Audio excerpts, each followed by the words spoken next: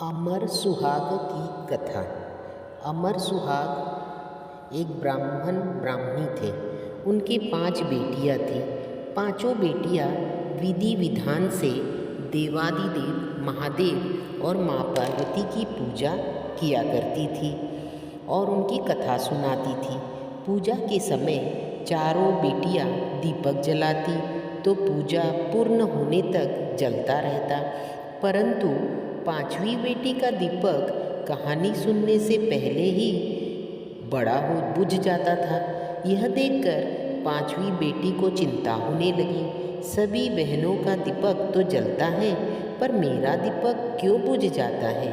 एक दिन 5वीं बेटी ने घर जाकर माँ को सारी बातें बताई। तब माँ ने कहा, बेटा, इसमें चिंता करने की कोई बात नहीं है। कल से तुम दीपक में घी थोड़ा ज़्यादा डाला करिए। बेटी ऐसा ही करने लगी। कुछ समय पश्चात ब्राह्मण ने 5 बेटियों का विवाह कर दिया। चारों बेटियों के घर में अन्न धन के भंडार भरे थे, परंतु 5वीं बेटी की आर्थिक स्थिति थोड़ी कमज़ोर थी। उसका पति जंगल से लकड़ी काटकर लाकर घर चलाता था, परंतु 5वीं बेटी संतोषी वो बहुत समझदार थी, कभी किसी से शिकायत नहीं करती थी। विवाह के बाद भी वो महादेव पार्वती की पूजन करती थी। एक दिन उसका पति कम लकड़ियाँ लेकर घर आया तो उसने पूछा, क्या हुआ, आज लकड़ी कम लाए हो? तो पति ने कहा, आज मेरी तबीयत जरा खराब है, मुझे थोड़ा बुखार है, इसीलिए मैं जल्दी चला आया। दूसरे दिन लकड़ी लाने के लिए पति जंगल में जाने के लिए तैयार हुआ तो वो संतोषी, उन्हें लगा कि उसकी पति की तबीयत ठीक नहीं है, तो उन्होंने पति से कहा कि आज मैं भी आपके साथ चलूँगी। उन्होंने सास ससुर से आज्ञा लेकर पति के साथ चल पड़ी। जंगल में पति की तबीयत बहुत ज़्यादा खराब हो गई और पति की मृत्यु हो गई। जंगल में अकेली थी, कोई मदद के लिए नहीं था। पति का सर गोद में रखकर विलाप करने लगी।